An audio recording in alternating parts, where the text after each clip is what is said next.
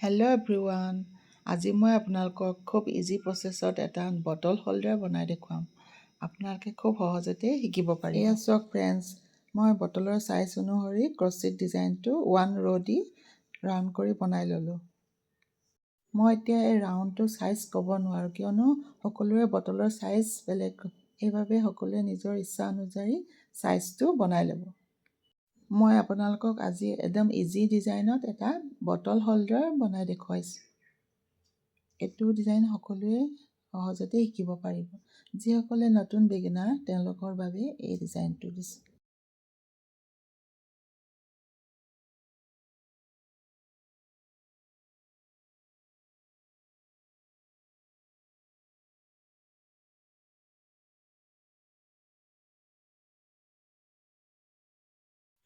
এই ডিজাইনটো বনাবলৈ খুবেই ইজি। আপোনালোকক প্ৰথমে কওঁ, এই ৰাউণ্ডটোত আপোনালোকে তলৰ পৰা 2টা ঘৰ ওপৰলৈ উঠাব, আকৌ 3টা ঘৰ এৰি আকৌ 2টা ঘৰ ওপৰলৈ উঠাব, আকৌ 3টা ঘৰ এৰি 2টা ঘৰ, তেনেদৰে গোটেই ৰাউণ্ডটো একে প্ৰচেছত কৰি যাব।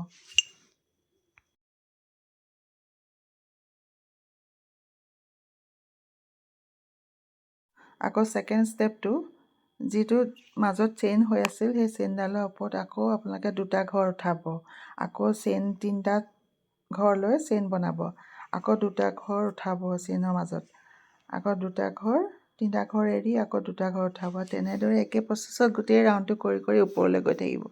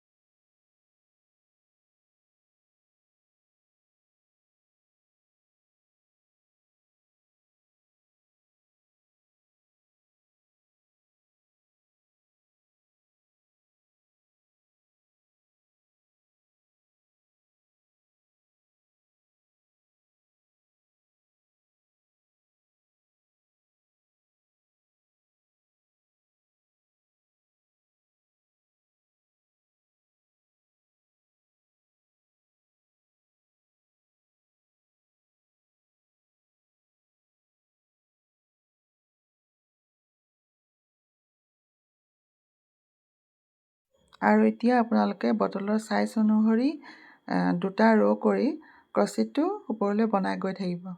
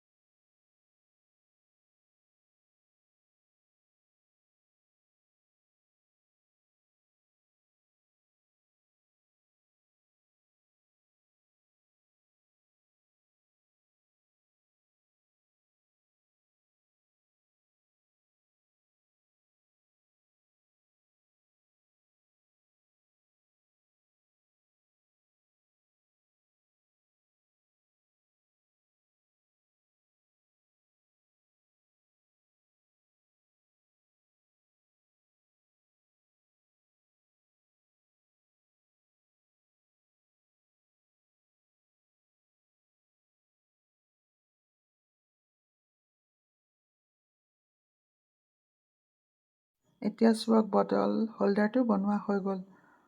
ওপৰলৈ মই এটা ছাইডত এটা চেণ্টাৰ পইণ্ট লৈ আকৌ ৰছীৰ বাবে 5টা ঘৰ ল'ম আৰু এটা ৰ' কৰি ওপৰলৈ গুঠি গৈ থাকিম। ৰছীডাল আপোনালোকে ইচ্ছা অনুযায়ী দীঘল কৰি ল'ব পাৰে।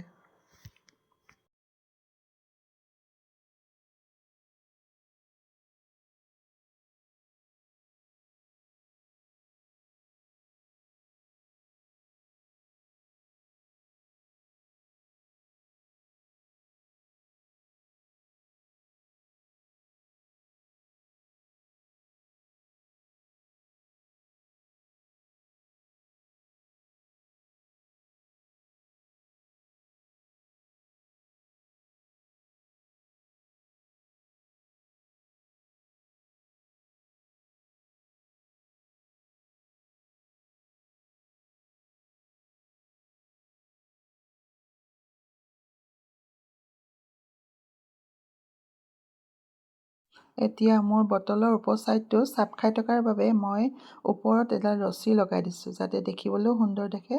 সেইবাবে এনেদৰে ৰছী এডাল লগাই দিছোঁ আৰু দুডাল মণি আগত লগাই দিছোঁ। আৰু বটলটো ভৰাই চালোঁ আৰু খুব সুন্দৰভাৱে ফিটিং হৈ পৰিছে।